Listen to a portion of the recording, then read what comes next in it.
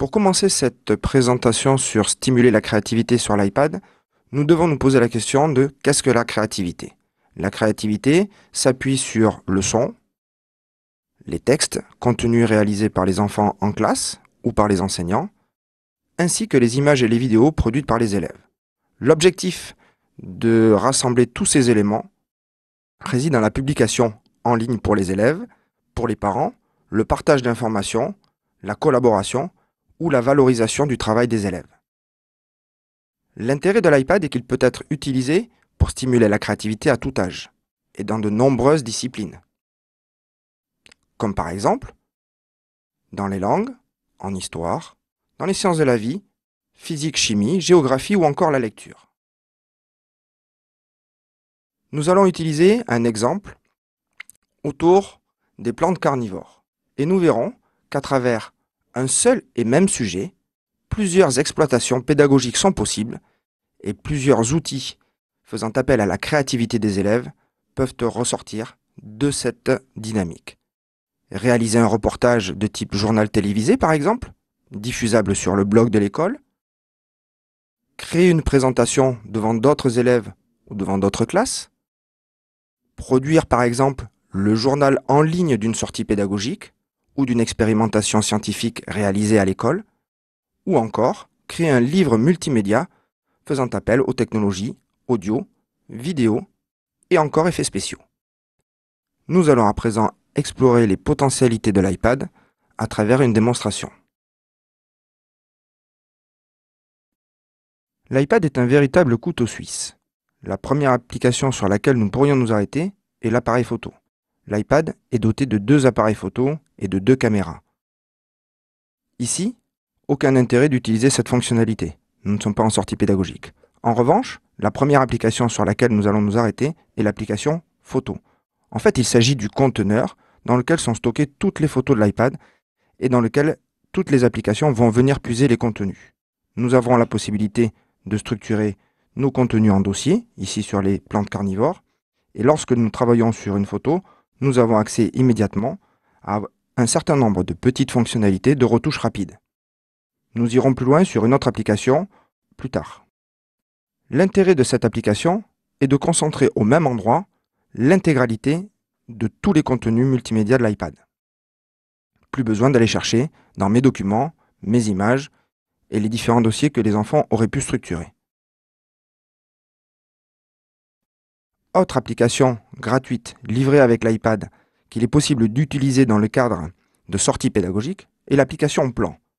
Par exemple, pour pouvoir géolocaliser la sortie pédagogique qui est prévue avec les élèves. Nous avons donc ces 3 premières applications qui nous permettent de générer, de créer et de rassembler du contenu sur l'iPad à travers un seul et même périphérique. Nous allons voir maintenant comment exploiter toutes ces données-là en allant chercher de l'information sur Internet et en rassemblant tout cela dans une application qui est l'application Keynote afin de préparer les comptes rendus d'expériences et de sorties pédagogiques. Autre application qui va nous permettre d'utiliser du contenu est l'application Safari. Nous allons par exemple aller chercher du contenu sur Wikipédia autour des plantes carnivores. L'intérêt de cette application réside dans le fait que nous avons la possibilité, très simplement, de copier du contenu et comme vous pouvez le voir à l'écran, l'image est sélectionnée, mais le contenu texte seulement sera capturé. Nous allons réexploiter le texte copié précédemment dans le navigateur Internet afin de constituer ou de créer une présentation au reste de la classe. Pour cela, l'enfant va avoir la possibilité d'utiliser l'application Keynote. Il aura bien évidemment, comme c'est le cas dans toutes les applications iOS livrées dans l'iPad, l'enfant aura la possibilité de copier ou de coller le contenu sans qu'aucun élément parasite comme des liens Internet viennent déstructurer sa présentation.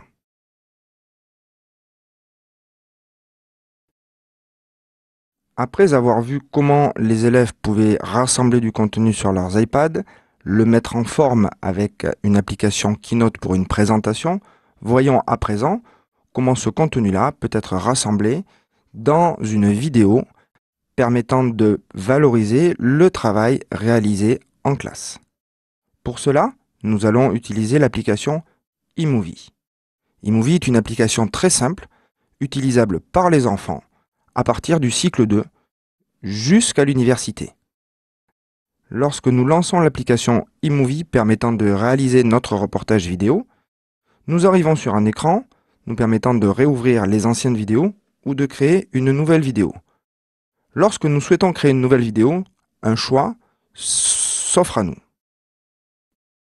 Nous avons la possibilité de créer un film ou de nous appuyer sur des contenus existants, des modèles prédéfinis par Apple, permettant aux élèves d'être immédiatement efficaces. Nous avons choisi de travailler sur les plantes carnivores et de réaliser un reportage vidéo sur cette thématique. Pour cela, nous avons identifié un thème prédéfini permettant de mettre en valeur le travail des élèves au travers d'un style type journal télévisé. Ce qui rend intéressant eMovie dans des usages pédagogiques est la faible quantité de boutons présents sur l'écran de contrôle. Vous pouvez voir en haut à droite un onglet vidéo, un onglet photo, un onglet audio. Il s'agit en fait des 3 éléments que nous avons besoin pour produire une vidéo. Lors de la première version réalisée par les élèves, nous nous sommes rendus compte, et à l'unanimité, qu'il manquait quelque chose, la localisation de notre visite pédagogique. Nous avons donc utilisé l'application Plan, effectué des captures d'écran, et nous allons devoir insérer la localisation de notre visite dans la bande-annonce de notre journal télévisé. Pour cela, rien de plus simple, il suffit de toucher la photo présente dans la bibliothèque de photos. eMovie se charge du reste. Le fait d'avoir inséré une photo dans la timeline vidéo, comme vous pouvez le constater, a créé une rupture au niveau de la bande-son. Nous allons donc demander à l'enfant d'insérer son propre commentaire. L'avantage d'eMovie, c'est que cette fonctionnalité-là est directement intégrée dans l'application. Pour cela, il suffit de positionner le curseur à l'endroit où nous souhaitons insérer le commentaire audio, cliquez en bas à droite de votre iPad sur le petit micro permettant d'insérer au point de lecture une bande son réalisée par l'élève. Bien évidemment, celui-ci aura la possibilité de recommencer autant de fois qu'il le souhaite jusqu'à l'obtention du résultat optimal. Cette possibilité-là donne du sens particulier à l'erreur, ce qui, pédagogiquement parlant, est extrêmement intéressant. Voyons à présent comment nous allons gérer les transitions entre les vidéos et la photo. Vous pouvez le constater, la liaison se fait par fondu enchaîné. Pour pouvoir mettre un effet spécial, puisque je vous parlais d'effets spéciaux tout à l'heure, il suffit de cliquer sur l'onglet Transition et nous voyons apparaître la petite étoile qui nous permet de gérer un effet spécial directement en lien avec le thème choisi, à savoir le journal télévisé. Après avoir affiné les effets spéciaux, voyons à présent le résultat des productions des élèves sur la production d'un journal télévisé à l'issue d'une sortie pédagogique.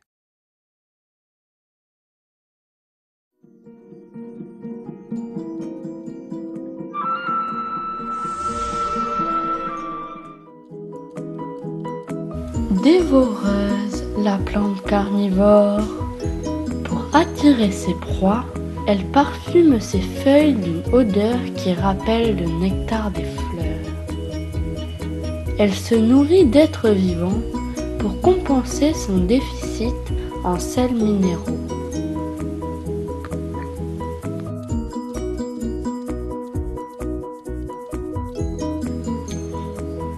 Les plantes carnivores. On appelle plante carnivore une plante capable d'attirer et de capturer des proies pour les manger. Il existe plus de 500 espèces de plantes carnivores. On est sur une nouvelle espèce de plante carnivore cette année et l'année dernière, qui s'appelle Nepenthes bocorensis. Alors pour les gens qui n'ont jamais cultivé de plantes carnivores et qui ne connaissent pas trop, j'ai préparé un sorte de petit chapitre. Une vidéo n'a de sens que si elle est partagée. Pour pouvoir partager cette vidéo, rien de plus simple, il suffit de revenir sur l'écran précédent et nous retrouvons, comme sur chaque application Apple, ce petit onglet permettant d'ouvrir une fenêtre et nous donnant la possibilité de plusieurs choix en termes d'exportation, à savoir enregistrer la vidéo directement sur notre bibliothèque photo et vidéo, le mettre dans le dossier iTunes pour une synchronisation a posteriori, ou diffuser directement, si l'école détient des comptes, diffuser directement cette vidéo-là en ligne. Aller jusqu'à la production d'une vidéo de type journal télévisé n'est pas forcément souhaitable dans tous les cas de projets pédagogiques.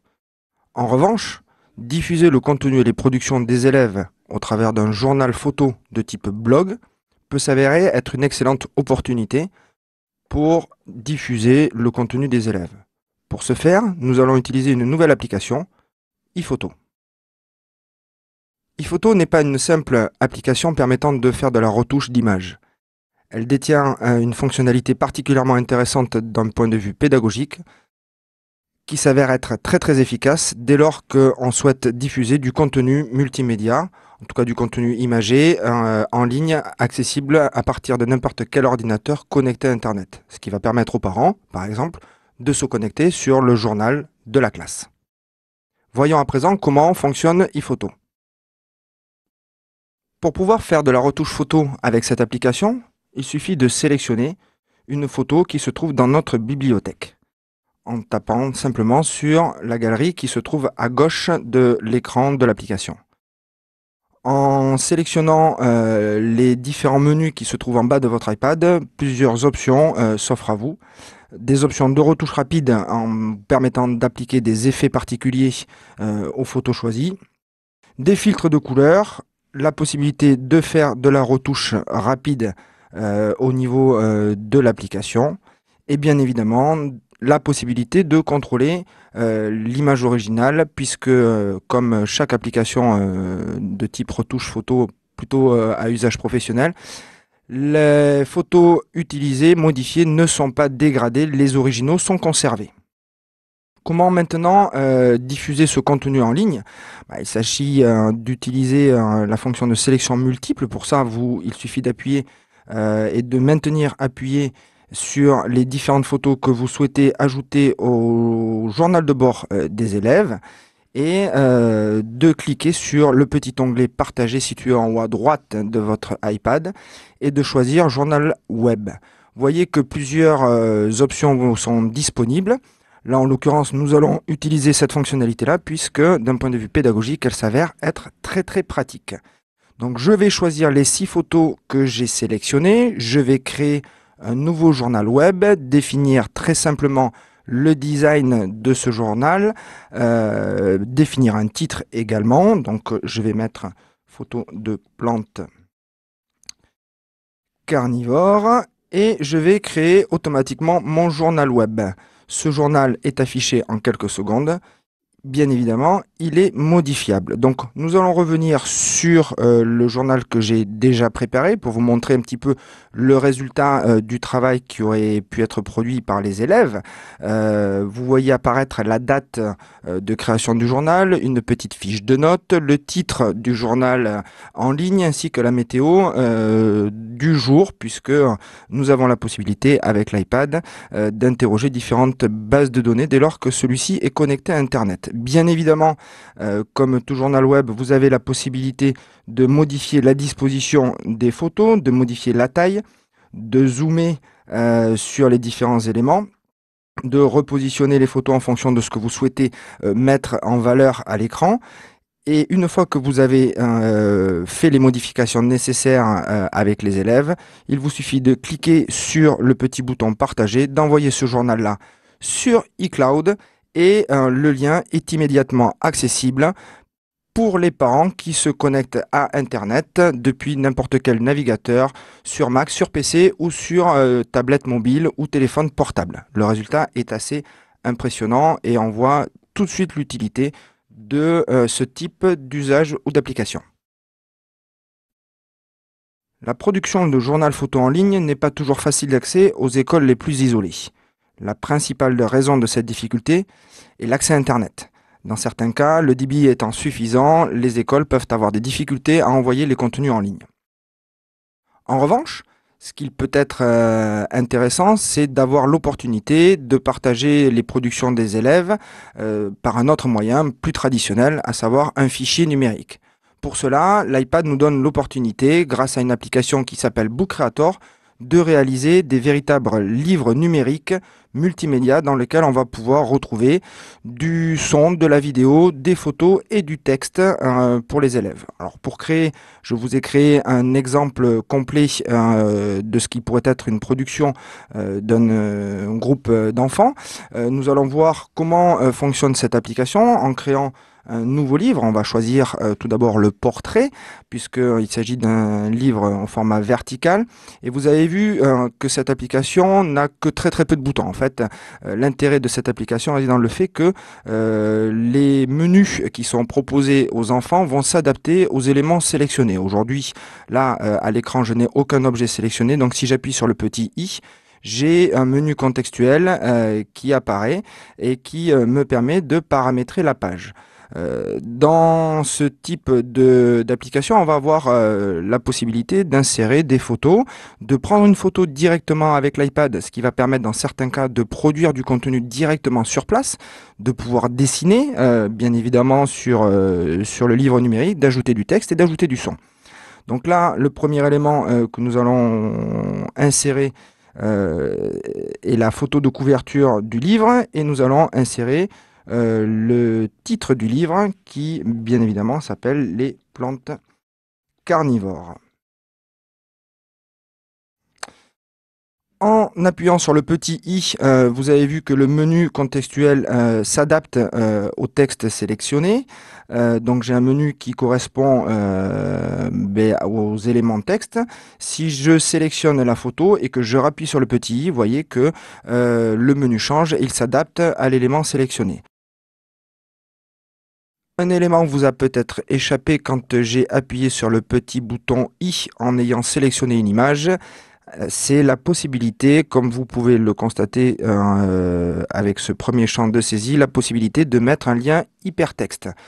Cela veut dire que ça va vous permettre ça va permettre aux enfants de faire des liens soit vers des sites internet qu'ils ont visités, une façon simplifiée de présenter les sources des documents, des photos qu'ils ont récupérées sur internet, ou d'afficher directement le numéro de page sur lequel vous souhaitez faire aller le lecteur. Ça veut dire que nous pouvons insérer des notions de lecture déstructurée d'un livre numérique, ce qui peut être intéressant dans certains cas de figure. Ce livre numérique peut être bien évidemment partagé de la même façon qu'on a pu le voir avec les autres applications, en appuyant tout simplement sur le petit bouton d'exportation en bas. Et vous avez vu que plusieurs possibilités s'offrent à vous, et notamment la possibilité d'exporter ce livre numérique au format PDF. Alors bien évidemment, si vous exportez au format PDF, vous allez perdre l'interactivité, les éléments multimédia, mais cela va vous permettre, si vous avez inséré des dessins d'enfants, par exemple, d'avoir une trace papier des productions des élèves au format numérique. Si nous souhaitons conserver toute l'interactivité du livre multimédia, nous allons utiliser le menu contextuel Ouvrir avec une autre application. Et la première application qui est présentée dans ce menu contextuel est l'application eBooks, qui est une application gratuite, une bibliothèque virtuelle qui va permettre aux élèves de stocker l'intégralité des contenus numériques multimédia présents sur leur iPad. Donc vous voyez que d'une application à l'autre, le lien se fait relativement simplement, sans action particulière de l'élève.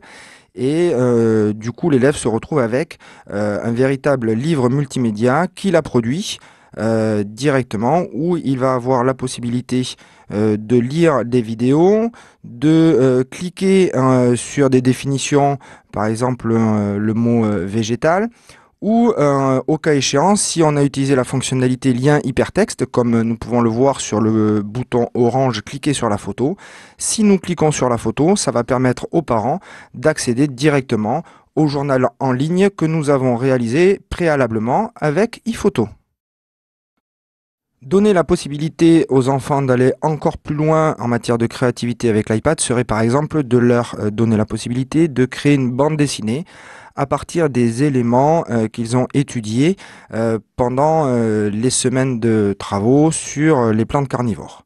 Pour ce faire, nous allons utiliser une nouvelle application qui s'appelle Comic Life, où les enfants vont avoir la possibilité de créer une bande dessinée. Comme c'est souvent le cas, un certain nombre d'exemples sont proposés aux élèves. Donc, dans le cas présent, nous allons choisir cette thématique-là. Et très simplement, l'élève va avoir la possibilité de modifier le titre. Ici, le nom de la plante carnivore s'appelle Georgette. Donc, on va modifier le titre et vous voyez apparaître sur l'écran des petites images. Il suffit d'aller chercher dans la bibliothèque de plantes carnivores que nous avons créée dans l'application photo les éléments nous permettant de produire la bande dessinée. Donc, choisissons le personnage principal. Et vous avez la possibilité, à partir du moment où vous avez inséré vos différents éléments, de très simplement, faisant glisser-déposer, insérer des bulles de pensée, de texte. Donc,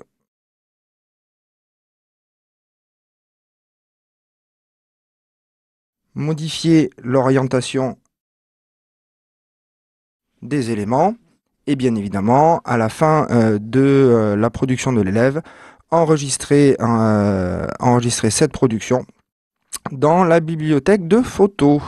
Voilà un élément intéressant pour mettre en valeur le travail retenu par les élèves lors d'une séquence pédagogique, par exemple sur les plantes carnivores. À travers cet exemple plus ludique, nous avons pu voir qu'il était possible avec l'iPad, grâce à des applications gratuites mais également payantes, de réaliser des productions de qualité permettant de mettre en valeur le travail des élèves. Il est temps à présent de conclure cette présentation. Vous avez pu poser vos questions tout au long de cette dernière. Bien évidemment, vous pouvez toujours continuer à les poser et nous allons nous efforcer d'y répondre de manière la plus efficace possible.